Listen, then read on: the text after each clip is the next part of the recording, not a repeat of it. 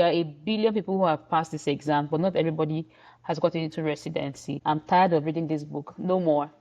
So my head was already tilting away from medicine. I'm like, this medicine, another 6 years of just reading this book, I'm done. I want to go make money. I want to live my life.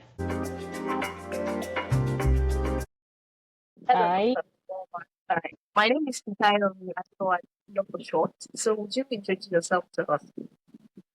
my name is Ufuoma Agbedia-Ejughemre, and I'm a resident transitioning to a fellow here in Atlanta in the United States. I'm a wife, I'm a sister, and what else? Yeah, I think that's all. And I'm also a friend and a proud member of the excellent EIM. I'm really happy to be here today.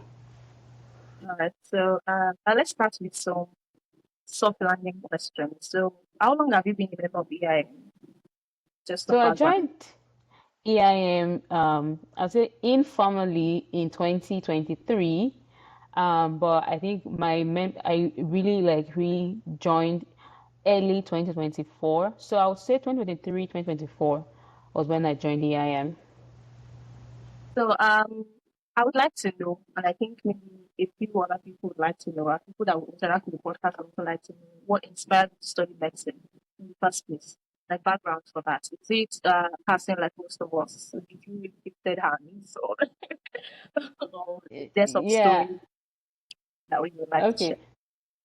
So I definitely read Gifted Hands and some other of Ben Carson's book while in secondary school and high school. But I would say my first and biggest inspiration to study medicine initially were my parents. So I grew up in a family of healthcare providers. My dad was a surgeon, and my mom was a nurse. She is a nurse educator, the professor of nursing. So just that path, I think it was set for me even before I was born. Like this medicine, you're going to do, you're going to do it. But the fact that growing up in that household, high expectations, and a typical Nigerian family, if you're not a lawyer or a doctor or an engineer, don't even bring it up. So that was kind of my journey, and my siblings ahead of me had gone through similar path. So it was just natural that I would want to follow that path as well. Okay, so you have siblings that are also doctors, or are Yes, I you? do. Oh, how many siblings? It's a story for another day.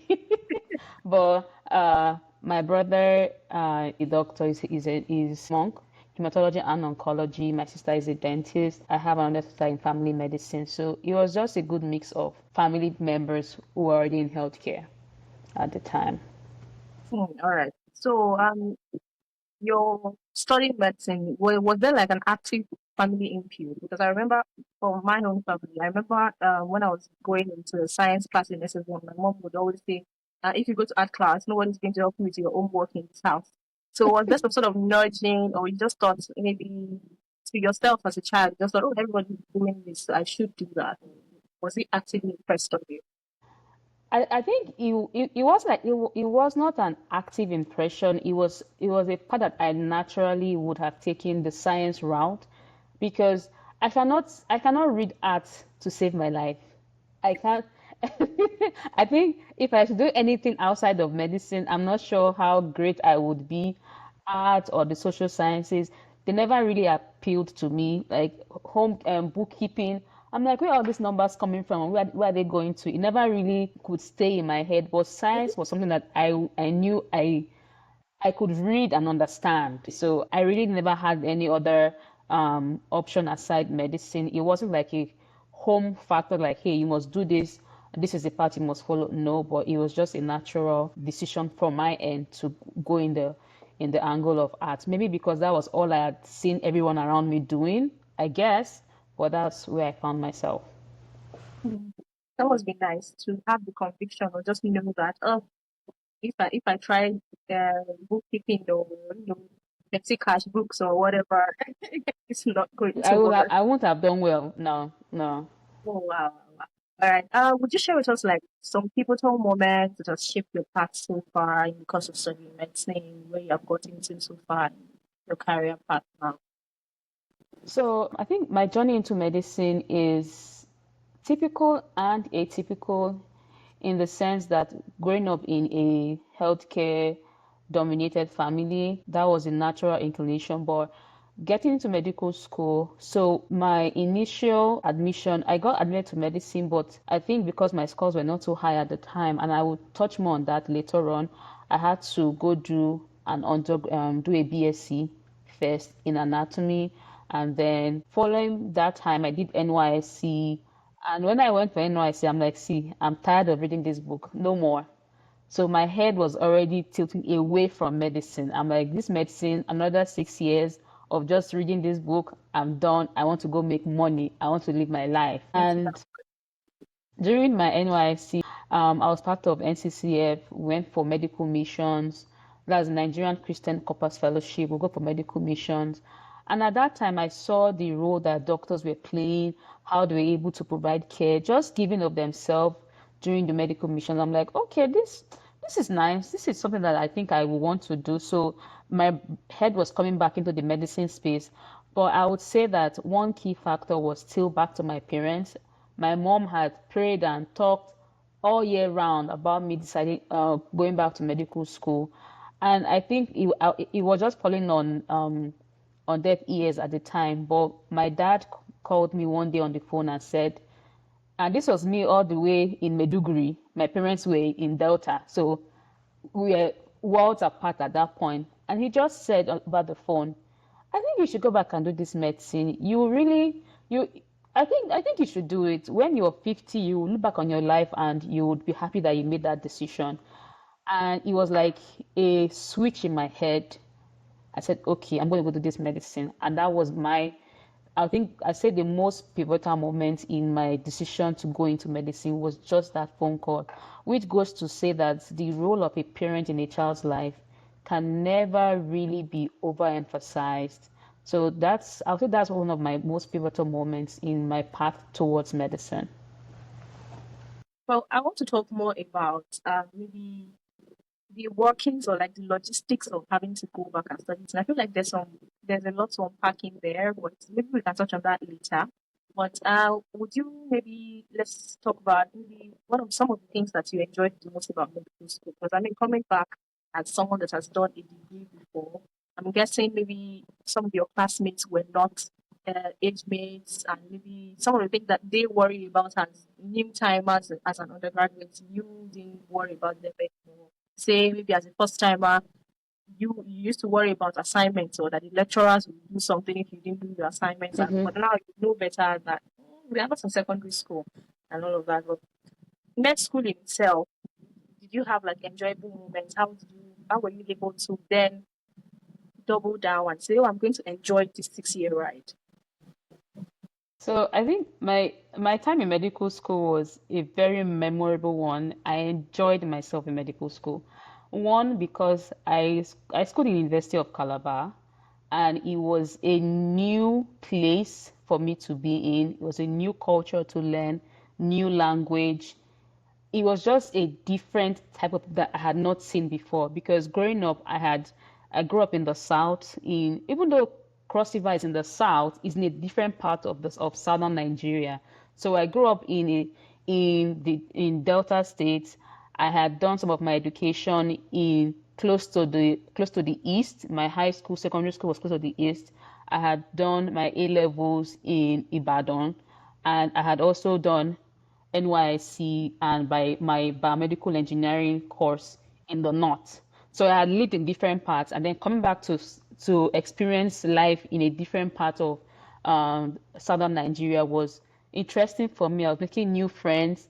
I had very good but different ideals from what I had experienced all my life. And then I think the thing I enjoyed most about medical school was I was part of a community of people. So I was part of Christian Medical and Dental Association, and till date, those the friends I made there, the connections and the relationships I built in that space still reside with me at this point in time. I'll say medical school for me, going into medical school as a second degree, I was more mature in my decisions and the way I wanted to live my life. Certain pressures that I feel like somebody coming out of high school or secondary school would have experienced. I wasn't taking it. Like, at this point in time, I would say that I was doing adult education. I wasn't ready to take any type of in quote medical bullying that we normally experience. I knew what I wanted. I knew what worked for me. I would say I knew myself more. I was more self-aware of the kind of person I was and what I could tolerate and not tolerate. I knew my boundaries at that point. So the pressures that I would have normally faced as a new medical student were it wasn't I didn't face a lot of that, especially earlier on in medical school because I had done a degree in anatomy and cell biology already. So those clinical The courses clinical courses. were they were not unfamiliar to me. It was like building on an already existing foundation. Yes, medical school, even as a second degree, is still challenging. But for me, I feel like maturity helps me go through the hurdles that we see each time in medical school. So I'll say that was one thing that I really appreciate that I did my first degree first. But the fact that you have classmates who are older than you in our journey through life and at different points in our life, we have people who will be older than us in our class and younger than us in our class. So it's just the ability to learn from different people and lose age as a number is not it's just a number. It should not play into the friendships or the relationships that you build in medical school. I have friends who were way older than I was, and I had friends who were way younger than I am, and still I was able to learn from them. So I feel it's just being humble enough to say, hey, I am new in this space and I need to learn. So overall, my medical school experience was great. I built great friendship. Um, it was a great learning opportunity, not without its own challenges, but it was one that if I was to make that decision again, I would definitely go back to University of Calabar with the same set of people that I met at that time. Would you have taken the same route? Would you have done the first degree first? Um, If you had your way in arranging. in arranging, no, I won't have done the first degree first. No, mm-mm. Because I feel like I would have achieved things earlier on because at times I even forget I even have a first degree. There are times I'm just like it just It it's more doesn't like factor SSC in into. my it doesn't factor right now into my life's decisions, but at the time it did. And even I would say if I had to do it all over again, just because I needed to save time, I would not want to do it again.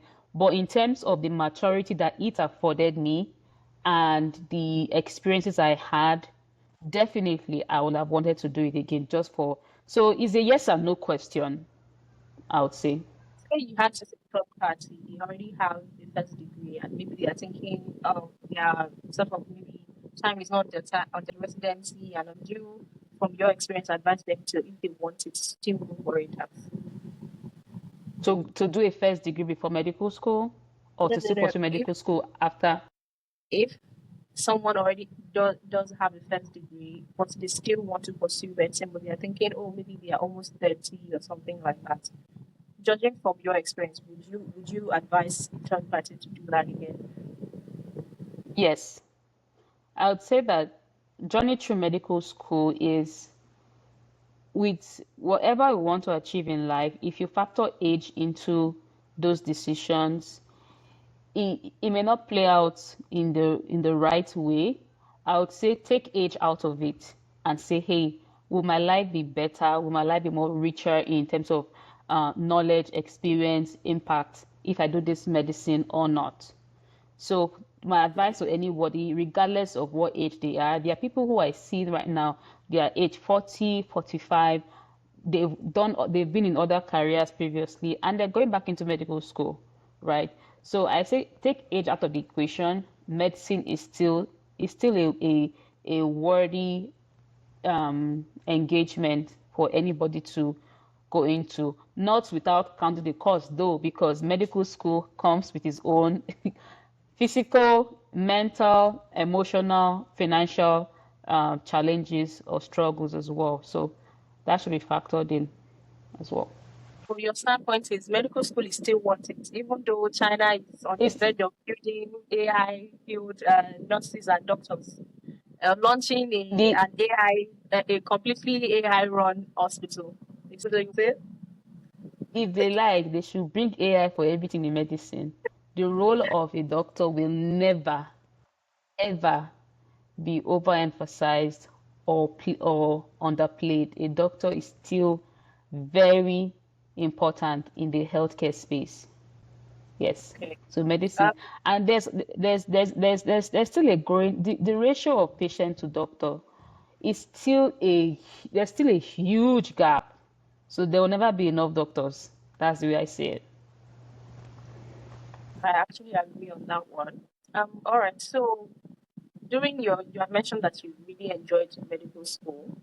And would you say that maybe extracurriculars factored into that, or was it just, did you approach medical school the same way that you approached your first degree? In that maybe in your first degree you wanted to make a first class or something like that, but then maybe in medicine too, did you want to make a distinction, or did you think, oh, maybe I can be a little flexible here? Did you take up leadership position? Did you want a richer life? Because I mean, this is your second time around. So I think in medical school, um, I had I had a number of extracurricular activities. I mentioned that I was and I'm still a member of the Christian Medical and Dental Association. And with that association came a lot of extracurricular activities. I was very involved in church as well. I was an usher in church. I was a worker, so that gave me enough extracurricular activities. And then with CMDA, it, CMDA would make your life richer. It's a wonderful experience. While I was doing my NYSC, I learned interior decoration or just event decoration, I would say.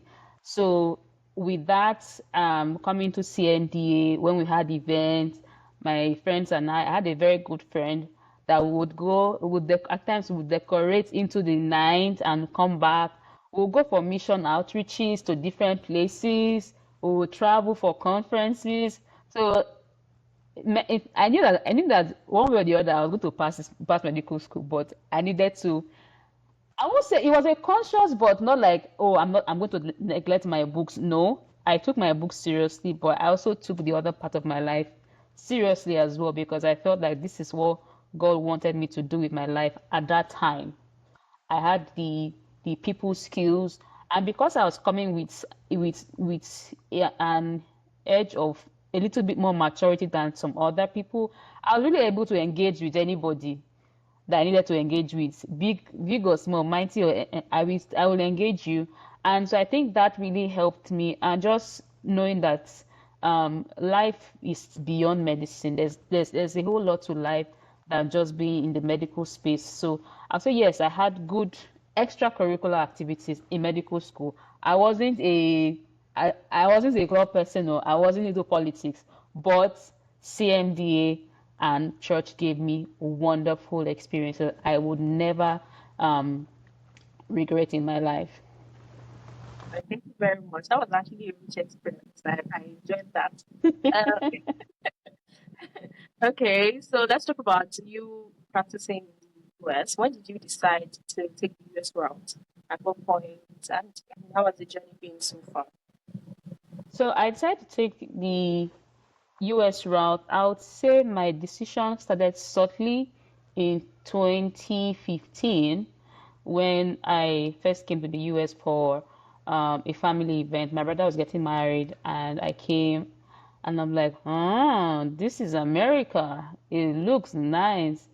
So I decided at that point that I was going back I was going to come back, and I told my mom when I came back to Nigeria, I said, see, if anybody doesn't want to take their life seriously, just buy them a ticket to America, leave them there for 1 week, and then them come back. When I came back, I've been laser focused that this medicine, I must pass it, I must graduate well, and start the next phase. So that was like middle of my year 5, And then into year six, my decision started. I now consolidated on my decision at following graduation. I started preparing for USMLE. I'll say a couple of months out of medical school, I started my USMLE journey.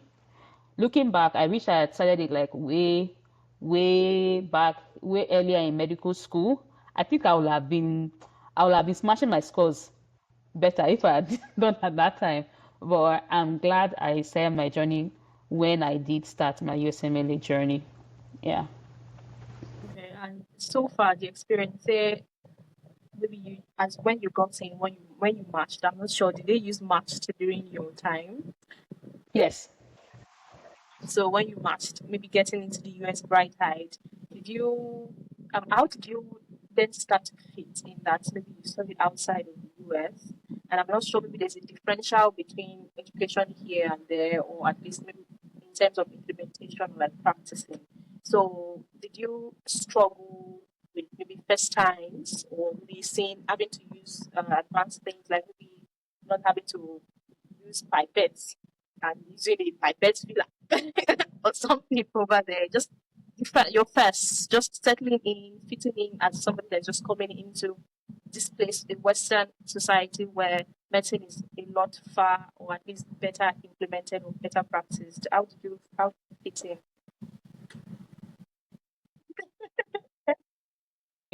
I laugh because a it was a steep learning curve, I would say. I had come to the US before. I had done my clinical skills exam. I had done some clinical rotations, but residency is different. It's like you are thrown into the deep real fast. So I remember like when I was preparing for USMLE, there are a lot of diagnostics, a lot of diagnostic tools that are available in the books, but not available to us in Nigeria. And just coming here, it was like medicine came alive to me when I came into the US. Like whatever you want whatever you think like the patient should get in terms of diagnostic to help you work up whatever disease pathology you are encountering, it is available. Like you're thinking of this, you're getting. I'm like, oh wow. So it was more like I was like a child who had found new candy or I found a new toy. I was like, oh, this is medicine. Oh, this is nice. But in terms of like just navigating through medicine here, it was a little bit challenging trying to learn learn the electronic medical recording system. In Nigeria, we were doing a lot of paper Mhm. writing and everything. Even though where I worked previously before I came to the US, we had some form of EMR. So I think that gave me some exposure, a little, but it wasn't as much as I needed. But that's what residency is about, is a steep learning curve. And then coming to see where working with other residents who trained here was it was something because in Nigeria, the way medical education works is those ahead of you speak and you are quiet. If you don't know what to say 100%, don't even say it. Just keep your mouth shut. But here, they want to hear every single thought in your head. So I feel like in America, the training, the American system trains you to be very verbal and outspoken with what you know, whatever idea you have, and whatever questions you have, right? And so that was something that it took me a while to really learn and come out of my Nigerianness to really say, hey, I know what I'm talking about and be confident about what I know. The other thing I would say is that the program where I matched into had a lot of diversity, racial diversity.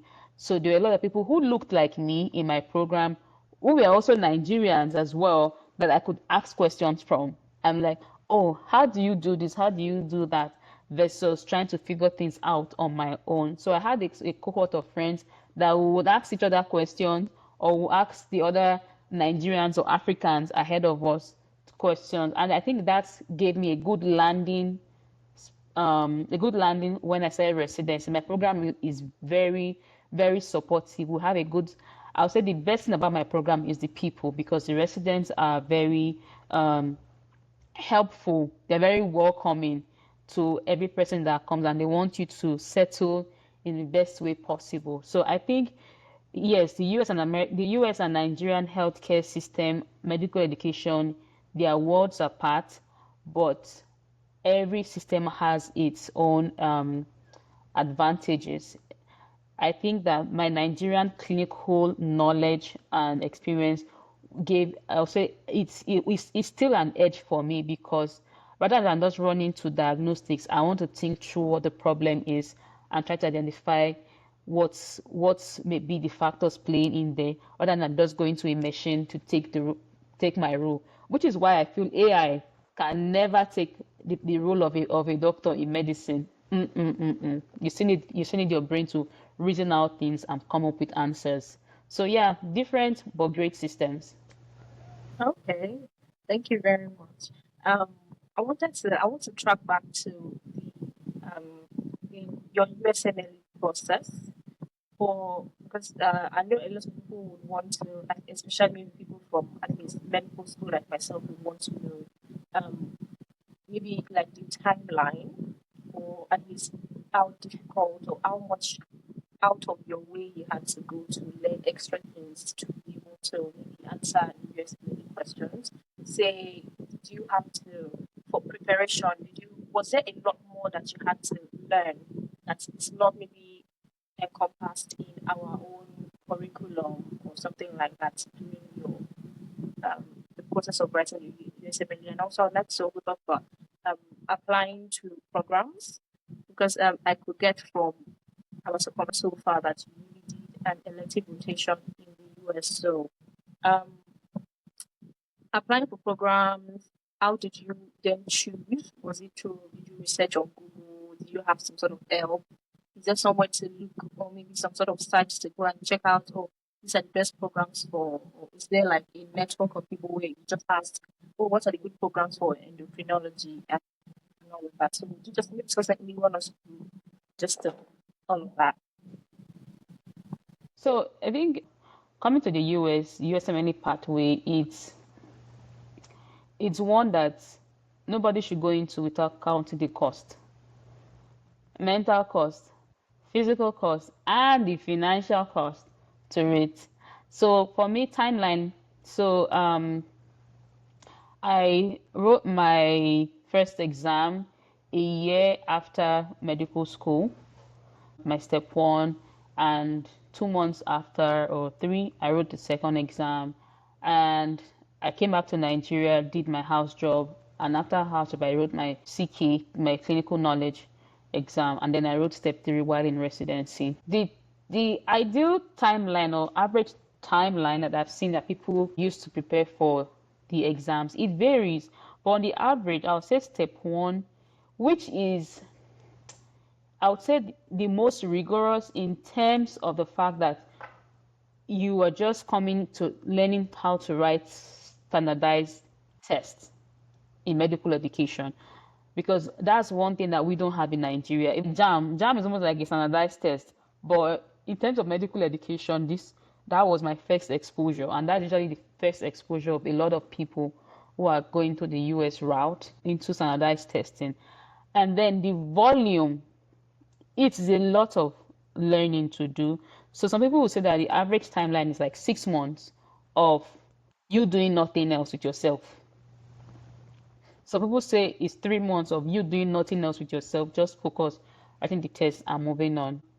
For me, it took me a little bit longer than that because I made some mistakes earlier on in my preparation. But I'll say on the average, 6 months of really like dedication, of dedicated study can take you.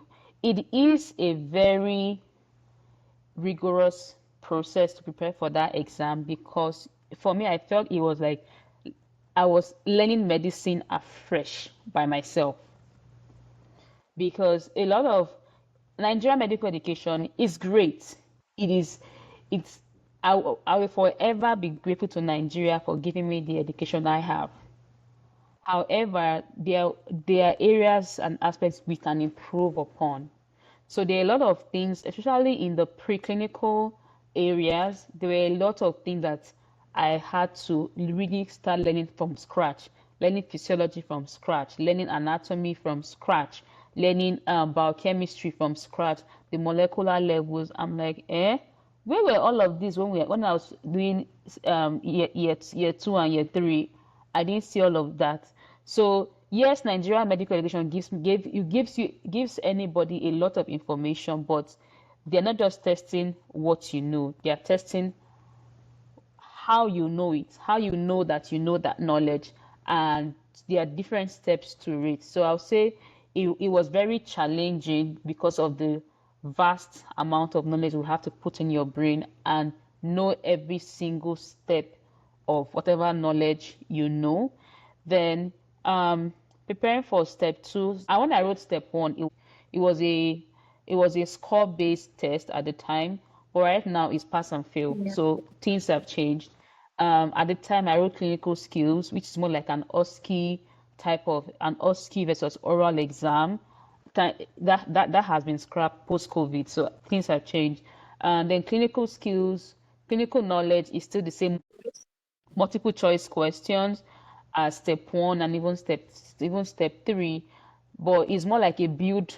Each exam you write is a build up of you're building upon the already existing knowledge you have, and it gets easier. The tests are usually an average of 8 to 9 hours. You're doing from as little as 280 to like 320 questions. So it is a lot. I feel like you learn like 10 billion things and you're tested on an average of 300 questions from all of those stuff. So in a nutshell, the exams are rigorous, they are financially demanding, emotionally, mentally, and physically demanding as well.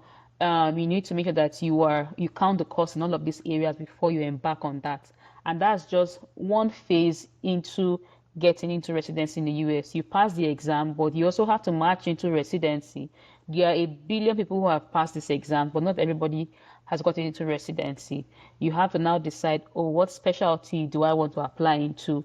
Is it internal medicine? Is it family medicine? Is it pediatrics? Is it psychiatry? Is it pathology? There are a lot of medical fields, and then everyone decides what specialties they want to go into, and then look at the programs. It's it's a very it's not a very complicated process, but you have to really understand the process well to be able to make the best out of it. And there are various groups right now that are very helpful to educate anyone who wants to go in this path.